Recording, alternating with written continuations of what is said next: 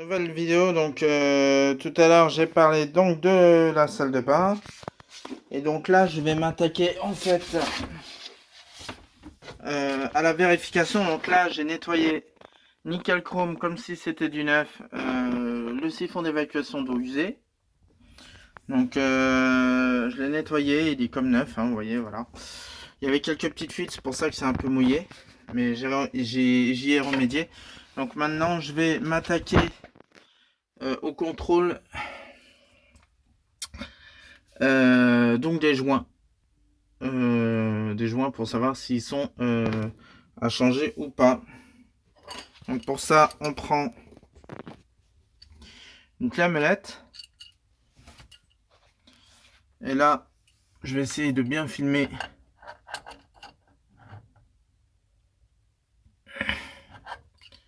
Voilà. Alors celui-là, il est assez facile. Je pense qu'il va y avoir un petit peu d'eau qui va couler. Ou pas. Apparemment non. Ici, ça a l'air nickel. Et ici, on n'a pas de joint. Alors, pour celui-ci, je vois que le joint, il est nickel chrome. Donc là, je vais pouvoir le rebrancher.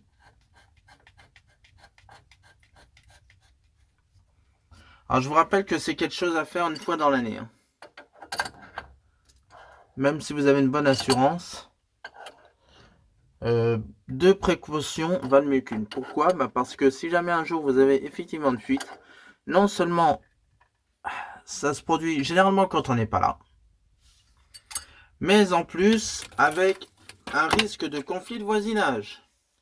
D'ailleurs, je suis en train de me rendre compte que là aussi c'est rouillé, mais ça c'est pas grave, puisque si j'arrive pas à le retirer, à le démonter, eh ben, il suffira simplement de retirer en fait l'évier et de meuler les vis pour dégager donc le mitigeur. Donc quelque chose qui est assez simple.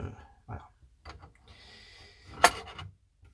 Hop là. Celui-là aussi il est assez simple à retirer.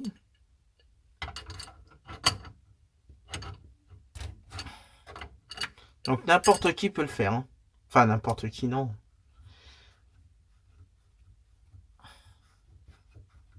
Donc celui-là on est bien d'accord, hein, c'est l'eau chaude.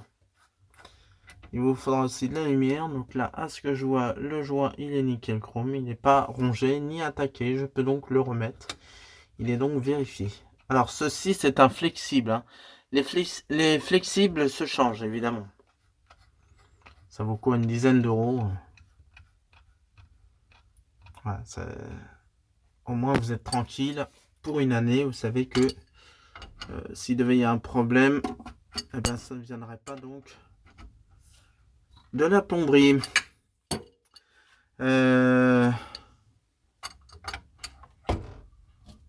N'hésitez pas à serrer un petit peu, hein. Pas trop parce que vous savez qu'en dessous il y a une vis et que si vous forcez trop, et ben voilà. Donc n'hésitez pas. Moi je prends une serviette. Donc moi je mets d'une lampe très puissante. Déjà pour une question de confort et puis aussi le fait que c'est pratique quand même quand on fait du bricolage chez soi et qu'il n'y a pas beaucoup de lumière, surtout dans des endroits qui sont difficiles généralement d'accès. Pardon. Voilà. Donc ici, je vais vérifier aussi ou pas. Je pense pas. Je peux peut-être le changer de place, hein, parce que j'ai deux robinets, comme vous pouvez le constater, j'en ai un là. Il y a de l'eau qui coule. Alors évidemment, j'ai coupé l'eau, hein, vous en doutez. Mais d'après ce que je vois là, il semble pas y avoir de... Non, il n'y a pas d'eau qui coule. Enfin voilà, ça a l'air d'être bien étanche tout ça. Je vérifie quand même. Fermé. Et ouvert. Voilà, bon bah écoutez, pour moi c'est bon. Ce côté-là, c'est bon aussi. Ça paraît un peu crade, mais bon, c'est pas non plus un immeuble récent. Ici, on a bien les répulsifs de cafards, mais j'en ai jamais eu depuis que j'ai repris l'appartement. J'ai jamais eu ce problème-là. Donc du coup, je peux donc valider le contrôle à la fois de la cuisine et de la salle de bain. Pour cette année, jusqu'à l'année prochaine, je peux dormir sur mes deux oreilles. Voilà, donc n'hésitez pas à vérifier hein, ou demander à vos parents. Maman, j'ai vu une vidéo où quelqu'un préconise de vérifier l'état de la plomberie. Donc c'est vraiment important parce qu'il y a des assurances où, en plus des dégâts que ça peut faire si vous êtes en pavillon, bah, vous allez subir des dégâts chez vous. Mais si vous êtes en appartement, évidemment, vous allez subir à la fois des dégâts chez vous, mais chez le voisin.